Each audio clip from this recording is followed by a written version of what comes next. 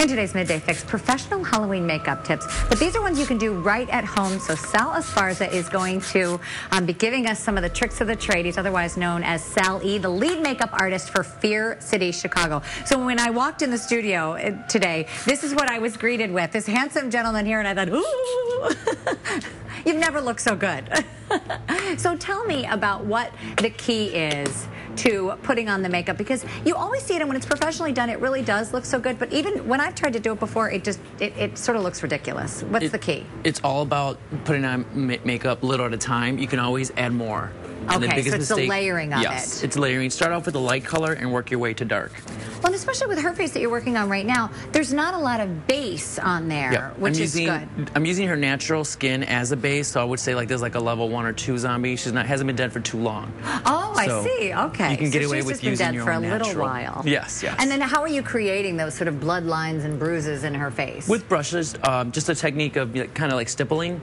You dip your brush in makeup and just kind of like add little dots, and with your finger's your best tool, and just use it to blend. To soften it and blend and make it look like it's bruised. It has been there for a while. And then to make it look more sticky, just let your brush get a little fluffy like that, and just like back away, and always like step away from your work. I do this trick where I look away, and then I look at I'm like, oh, I know where you need it. You need some more hair. Right. Okay. Yeah. What's the scariest part? What's the part that's missing scary? What works, what doesn't, and I always tell people, best way to practice your makeup is at the end of the night, before you take a shower and take it all off, add a little more.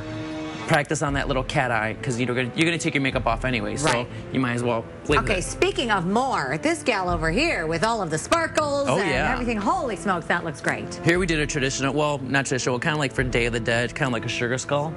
And we just did basically all white, leaving the hollows of the eyes out, coloring those black, and then the nose is basically just a little triangle, or the teeth just lines, real simple. The best part is the decorating part.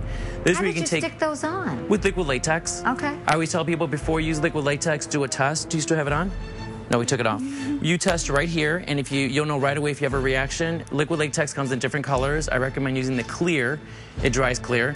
And you'll know right away if you get a reaction. You'll feel a burning or a heat sensation, irritation. Right. So we did a story about that today, that people are allergic to this, so they really do have to check at home and just do a little test. Always practice before you apply on your face, because especially the day of, you don't want to, freak out. Right. You don't want some swelling or anything, around your eyes. Okay, when I came up and looked at all your tools, and you've got powders and you've got makeup and things like that, you have ramen noodles here. Yes, what are you doing with ramen noodles? We have ramen noodles, we have Chex Mix, we have wheat and oatmeal. You use that with liquid latex, and you can put it on your face, and then once it's on your face, you can color it, and it looks gross, just for texture. Oh, do you have any of that stuff? Right here, we just use liquid latex by itself. Turn your head this way.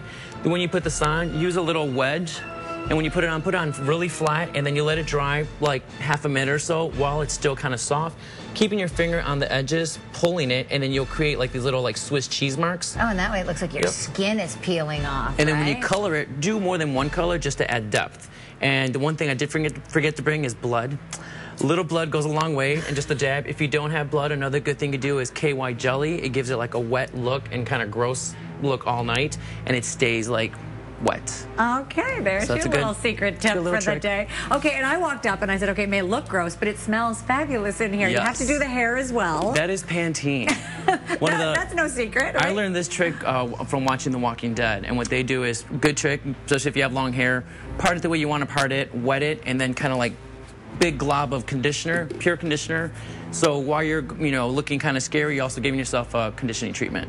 Oh my goodness! And at the end of the night, when you take it off, you just wet your hair, and with the same soap, you use that to take all this off. So you won't really smell like a zombie. Yes. You smell good. All our zombies smell good. I love this. Now tell me a little bit about Fear City, because I know people can go and see your work at its best and have a ton of fun and be scared to death. Okay, we just entered the 7 days of apocalypse, which means we're open from here till Halloween, and it's, I would say, 12 and up.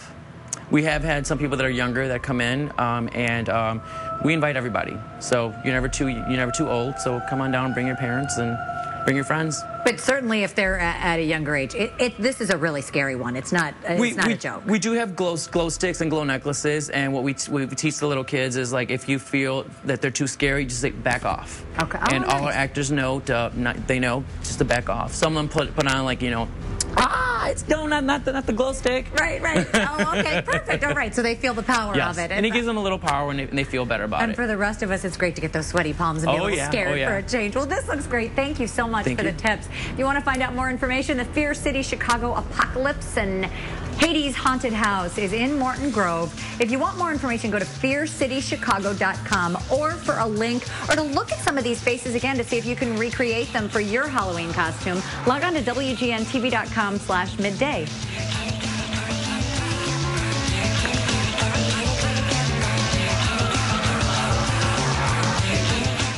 Are you medicated?